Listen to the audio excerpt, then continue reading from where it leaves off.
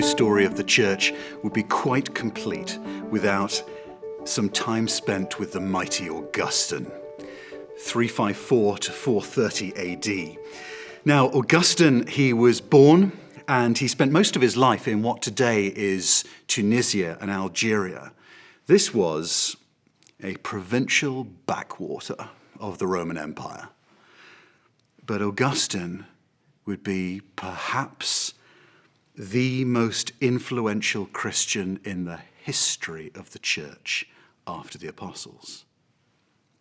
Here are the opening words of his most deservedly famous work, the Confessions. Now hear his heartbeat. He prays to God, "Great are you, O Lord, greatly to be praised. Great is your power, of your wisdom there is no end.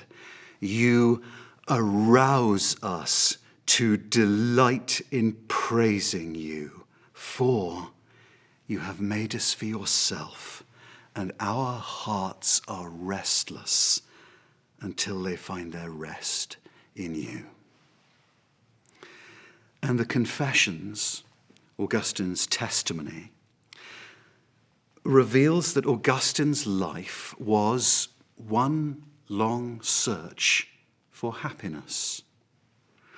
That's how it was for him. That's how it is for all of us. And that is a right search. But before he came to Christ, Augustine spent all his life looking in all the wrong places for satisfaction, for happiness, for pleasure. Here's how he characterized his youth. He said to God, "I abandoned you to pursue the lowest things of your creation. I was dust going to dust." Now notice what he's saying there. He's saying we become like what we love. And so pursuing dirty things, he was becoming dirt. One of his most powerful illustrations of looking in the wrong place comes in the story of his friend Alipius. Now, Alipius hated the gladiatorial combats that were so popular then, and to understand them, we should think of them really as the ancient equivalent of pornography and love of extreme violence in films. Well, Alipius didn't like going to the gladiatorial shows, but Augustine says some of his friends used friendly violence to take him. When they arrived and had found seats where they could, the entire place seethed with the most monstrous cruelty and delight in the cruelty. Alipius kept his eyes shut and forbade his mind to think about such fearful evils. And Augustine writes, "Would that he had blocked his ears as well." A man fell in combat, and a great roar from the entire crowd struck him with such vehemence he was overcome with curiosity. He opened his eyes. The shouting entered by his ears and forced open his eyes. And as soon as he saw the blood, he at once drank in savagery and did not turn away. His eyes were riveted. He imbibed madness without any awareness of what was happening to him, says Augustine. He found now delight in the murderous contest and was inebriated by a bloodthirsty pleasure. He was not now the same person who had come in. He took the madness home with him, so that it urged him to return. What you look at will change you. It will stamp itself upon your character and mold you into its image. Well then, as the Confessions moves on, we move through Augustine's life, the Confessions becomes more and more breathless as that search for joy becomes more and more desperate for Augustine. And recalling it, Augustine prayed. He said, "O Lord, I was caught up to you by your beauty and quickly torn away from you by my weight. With a groan, I crashed into inferior things. This weight was my sexual habit. And yet, with me, there remained a memory of you." And you see then that his story, which is our story, is a love story. It's a battle of desires. It's a story of love turning. And the climactic moment happened when he was walking in a garden in Milan, North Italy, when he heard a voice saying, "Tole, lege," take, read. And whatever that voice was, he took it as a divine command to open the book of Romans, which he had with him. And his eyes fell on Romans 13, verses 13 and 14. "Not in orgies and drunkenness, not in sexual immorality and sensuality, not in quarreling and jealousy. Put on the Lord Jesus Christ."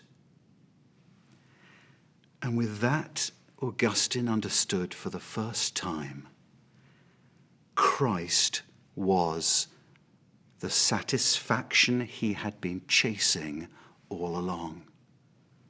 "Suddenly," he said, "it had become sweet to me to be without the sweets of sin. And what I once feared to lose there was now a delight to dismiss. You, Lord, entered in to take their place, pleasanter than any pleasure." And that discovery would shape all his thinking as a Christian and as a theologian serving the church. Now, perhaps Augustine's greatest work as a theologian was to counter the work of Pelagius. Against Pelagius, Augustine showed Christians are meant to find joy in an all-glorious God. So who was Pelagius? Pelagius was a British monk who taught that each person has the responsibility and the potential to be morally perfect. Such is God's command. And so said Pelagius, God would not command what is impossible. No, he said, we in fact were all born in the same state as Adam before the fall. We were all born innocent, he said. And that being so, we all face a simple choice from a neutral position. We can choose to copy Adam, sin, and so be damned. Or we have the equal opportunity to choose to copy Christ and so be saved. And that, he explained, is why God gave the law, so that through obeying it, we might achieve perfection and bring back paradise on earth. A self-help theology. No wonder it was popular. But actually, it made chilling claims. For Pelagius, God is not glorious and gracious. He's not glorious in his graciousness, for he's not gracious at all. For Pelagius, everything is left down to us to achieve. We each must achieve perfection. And so Pelagius placed a crushing weight of responsibility on the individual. We must all ourselves achieve our own personal perfection if we are to have life. Now, Augustine realized that for all the Christian language that Pelagius used, he had fundamentally misunderstood the nature of God and the gospel. Pelagius was teaching that we've done wrong things. That's the real problem. But that if we are to enter heaven, the solution is start doing right things. And it does not seem to have properly been worked through in Pelagius' mind. We were created to know and love God. And thus, for Pelagius, the aim of the Christian life was not to enjoy God, but to use him as the one who sells us heaven for the price of being moral. How differently Augustine saw things. Augustine held we were not created simply to live under God's moral code. We were made to find our rest and satisfaction in God's all-satisfying fellowship, and therefore, and only therefore, walk in his ways. Augustine defined true love as the enjoyment of God for his own sake. For he said, God is an insatiable satisfaction, sweeter than all pleasure. And thus we love him, longing to be rewarded with him. Moreover, our problem is not so much that we've behaved wrongly. Our problem goes far deeper than that. It is that we've been drawn to love wrongly.